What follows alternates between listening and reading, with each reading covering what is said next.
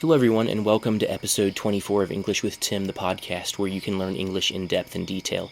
I'm Tim, a native speaker English teacher from the United States, polyglot, world traveler, and author of several resources for learning English, one of which is Words for Numbers, which is a Patreon channel where you can learn hundreds of words for talking about data for IELTS Task 1 academic writing or for making business presentations. You can find that at patreon.com/wordsfornumbers. In today's episode, I'm actually recording from outside the house. We have guests in the house, and I tried just a minute ago to record from the front porch of the house, but cars were driving past, so I came back here. You're probably going to hear some insects in the background. I hope you like the nature background.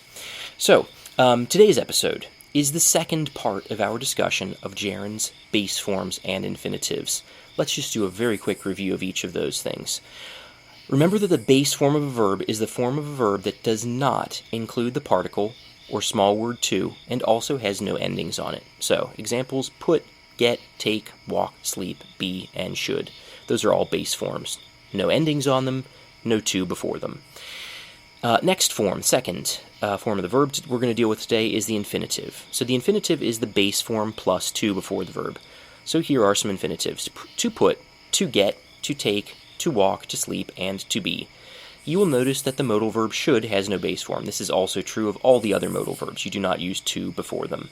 It's not a problem or a mistake that most people make, but it's worth mentioning. Why not? And the last form of the verb that we will deal with today somewhat is the gerund. So the gerund is the verb with the ing ending. So putting, getting, taking, walking, sleeping, and being are all gerunds. And again, modal verbs do not have gerunds. So, let's talk about, in episode 23 last week, I focused on the base form and the gerund and said that I would talk about the infinitive in the coming week. So, the infinitive, let's remember again, is the base form of the verb plus to. Now, to is one of those words that lots of students think has no meaning and just exists to make their lives difficult, or maybe slightly less harmful, that it's just a piece of trash in the sentence that doesn't mean anything. None of that is true. To does have several meanings, and it even has a meaning when it is used with the base form of a verb to create an infinitive. To seems in that case like it is there just because, for no reason, but that is not quite true. When to is used before the base form of a verb, that verb is generally something potential, something that has not happened yet, something that may happen in the future very soon. Let's take a look at 3 cases where we can see clearly how to talks about potential actions, one that have not happened yet. So, case 1, about to. We use about to say that something will happen very soon. 6 examples. Pay attention in each of them to the fact that the action has not happened yet, that it is still in the future. 1. I was about to leave when the phone rang. So, if you were about to leave, you were going to leave very soon, but you were still at home. 2. Our team won by scoring when the game was about to end. If the game was about to end, it had not ended yet. It was going to end very soon. That ending was still in the future. 3. Don't wait till you're about to fall asleep to stop driving. So if you're about to fall asleep, probably your eyes are closing and then opening and opening, closing a little bit very slowly, but you're still not asleep. If you're about to fall asleep, you're not asleep yet. 4. We're about to run out of milk. Can you go to the store to buy some? If you're about to run out of milk, you still have some milk. 5. We need to go inside. It's about to rain. If it's about to rain, well, there's no water falling from the sky just yet. It will soon, though. 6th and last. Turn on the TV. They're about to tell the winning lottery numbers. If they're about to tell those numbers, they haven't done it yet, but they're going to do it soon. So again, to, as you can see here, it helps to indicate an action that is in the very near future. So, case number 2 is reason or purpose of an action. This is a really common use of the infinitive, and in this case, to again means something that has not happened yet. People have goals or purposes for the future, not for the past or the present. 7 examples. 1. People work out to look good and to feel good. So, that's the reason or purpose, is to look good and to feel good. Those goals and purposes are in the future. 2. Some people wear masks not to get sick. 3. People drink tea and coffee to stay awake. 4. I buy premium gasoline to take care of my car's engine. 5. She works on the weekend to make extra money. 6. I listen to peaceful music to calm down. 7th and last, John Hinckley shot Ronald Reagan to impress Jodie Foster. Unusual example, but true. Coincidentally, my aunt lived in the same apartment building as John Hinckley, and after Ronald Reagan was shot by this crazy guy, the FBI came and searched the entire apartment and questioned my aunt. Anyway, completely random thing. There are 3 details to understand about the infinitive to talk about the goal or purpose of an action. First, we can also say in order to instead of just to. 3 examples. 1. People drink coffee in order to stay awake. 2. She works extra hours in order to make extra money. 3rd and last, John Hinckley shot Ronald Reagan in order to impress Jodie Foster. Yeah, strange, shooting someone to impress an actress. Anyway, you might ask why we should use in order to if we can just use the shorter to. There are a few reasons. One is just variety. Sounds more interesting if you use more than one way of saying the same idea. Another one is exactness. So the word to has several meanings. So, for example, I gave the book to him, we are going to Florida next week, this is the key to your room, etc. Context will almost always make it clear if we're talking about reason or purpose, but the fact that the expression in order to has just one meaning helps us to underline the reason or purpose of an action. Note also that in order to, again, contains the word to, which, when used with verbs more often than not, points to a near future action. Second, how do we use infinitives with not? For example, I stayed silent not to hurt her feelings, or I stayed silent to not hurt her feelings. Now, grammar books will tell you that not to hurt her feelings is correct, but in everyday speech, people use both forms and both sound correct. Now, the third thing to remember about to is that we cannot use for instead of to. We do not use for in place of to. I hear speakers of both Slavic and Latin languages use for instead of to in this meaning, and it's not correct. It's understandable, but not correct. Now let's move on to case 3. This is a more difficult point. It is choosing between the gerund and the infinitive after certain verbs. This is, I think, what most people think about when they ask about the rules for choosing the gerund or the infinitive. These are verbs where one of the 2 verb forms is always correct and the other form is always wrong. So which is correct, for example? Stop to make mistakes or stop making mistakes? Usually teachers tell students to just memorize a list of verbs used with the gerund or the infinitive. What you have already heard about the word to, how it is often used in connection with potential or future actions, for example with about to and in order to and just alone, also works when talking about verbs. So verbs that talk about a potential action, one which is not completed yet, are generally used with the infinitive. For example, if you want to do something, that means probably that you have not done it yet. By contrast, if you enjoy doing something, that action could be something that you are doing right now. Now that you have seen this difference, let's put the idea to the test. I will say a verb and then make a pause. During the pause, think about whether this verb has something potential or future about it, in which case you need to use it with to, or whether it could be something happening now. So I have 23 examples. So number 1, agree washing the dishes or agree to wash the dishes? Correct answer, agree to wash the dishes. If you agree to wash the dishes, you only said that you will wash the dishes, but actually washing them, that is still in the future. 2, ask someone calling later or ask someone to call later? Correct answer, ask someone to call later. If you ask someone to call later, maybe the asking happens now, but the calling will happen later.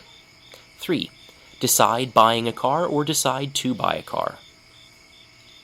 Correct answer, decide to buy a car. The fact that you have decided to do something does not mean that you have done it. 4, deny stealing the cookies or deny to steal the cookies? Deny stealing the cookies is the correct answer. When you deny something, you're talking about an action that may or may not have happened in the past, not in the future. 5, enjoy swimming or enjoy to swim? Correct answer, enjoy swimming. It is possible to enjoy an action at the same time that you're doing that action, so nothing necessarily future about this. 6, expect someone helping you or expect someone to help you? Correct answer. Expect someone to help you. When you expect something to happen, it still hasn't happened yet. 7. Fail understanding or fail to understand. Correct answer. Fail to understand. If you fail to understand what another person said, you didn't understand. You may understand in the future, but you don't understand now, so that's still in the future. 8. Finish eating or finish to eat. Correct answer. Finish eating. If you have finished eating, the action of eating is already in the past. 9. Hope meeting someone soon or hope to meet someone soon. Correct answer. Hope to meet someone soon. When you hope to do something, you want it to happen in the future. 10. Learn speaking English or learn to speak English. Correct answer. Learn to speak English. When you are learning to do something, you still don't know 100% how to do it, so the completion of this process of learning is still in the future. 11. Need going to the store or need to go to the store. Correct answer. Need to go to the store. When you need to do something, you haven't done it yet. 12. Neglect locking the doors or neglect to lock the doors. Correct answer. Neglect to lock the doors. When you neglect to do something, you don't do something that you should do or are expected to do. The action is unfinished. In fact, it's even unstarted if you have neglected to do it. 13. Offer cooking dinner or offer to cook dinner. Correct answer. Offer to cook dinner. When you offer to cook dinner, you have only said that you will do it. The action of cooking is still in the future. 14. Plan working tomorrow or plan to work tomorrow. Correct answer. Plan to work tomorrow. Plans are about the future, not the past. 15. Practice singing or practice to sing.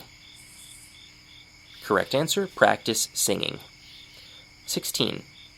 Pretend being asleep or pretend to be asleep. Correct answer. Pretend to be asleep. When you pretend to be asleep, you are in fact not really asleep. 17. Promise being on time or promise to be on time. Correct answer. Promise to be on time. Promise is like ask, decide, or offer. You say or think about doing something, but you haven't done it yet. 18. Quit smoking or quit to smoke. Correct answer. Quit smoking. If you quit smoking, the quitting is already in the past. It's done. 15. Recall meeting someone or recall to meet someone. Recall is a synonym, by the way, of remember.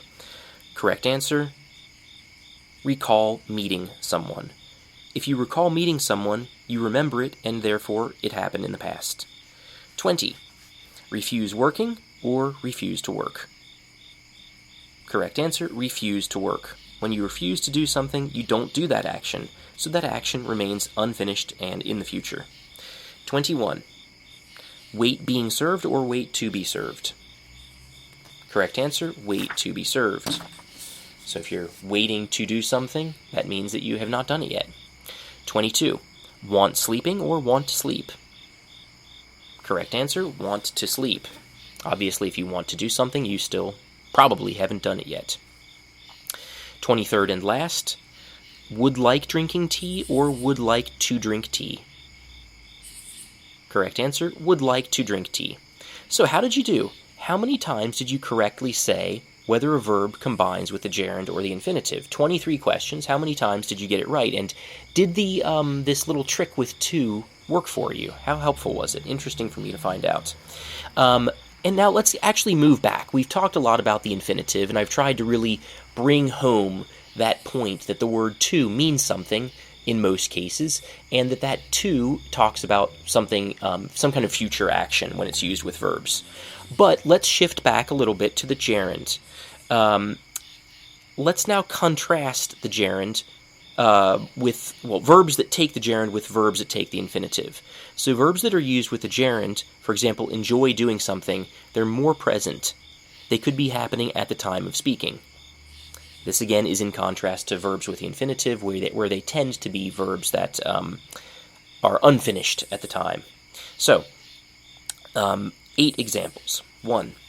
She denied stealing the money. She denied it. Well, the action is already in the past. 2. We enjoy walking in nature. If you enjoy doing something, that's happening right now. 3. He gave up smoking and drinking. So he gave up smoking and drinking. When you give something up, it means that, well, the thing that you did before is already in the past. 4. I don't mind cooking if you wash the dishes. Actually, this one is a little bit in a kind of an unusual territory, because if you mind doing something, it sounds like when you are in the process of doing it, you find it unpleasant. It could also be something in the future. Actually, in the next episode, I'm going to get a little bit more into these exceptions. Number 5, they practiced playing the guitar. So when you practice doing something, that's something that's actually happening. It's not something you're waiting for or that you said will happen. It's happening now. And number 6, I regret taking this job. If you regret doing something, you already did that thing. 7, sorry, I don't recall meeting you. If you recall something or don't recall it, well, that thing is in the past. 8th and last, I spend too much time fixing your mistakes. You spend time doing something that's not in the future. So, that is all for today. I will come back next week, more likely than not, with another episode about gerunds and infinitives. I definitely will do another one. It might be next week. It might be the week after that. In any case, tell me what your thoughts are about this little trick that I gave you for choosing between gerunds and infinitives with certain verbs, and I will see you next Monday. Thanks for listening.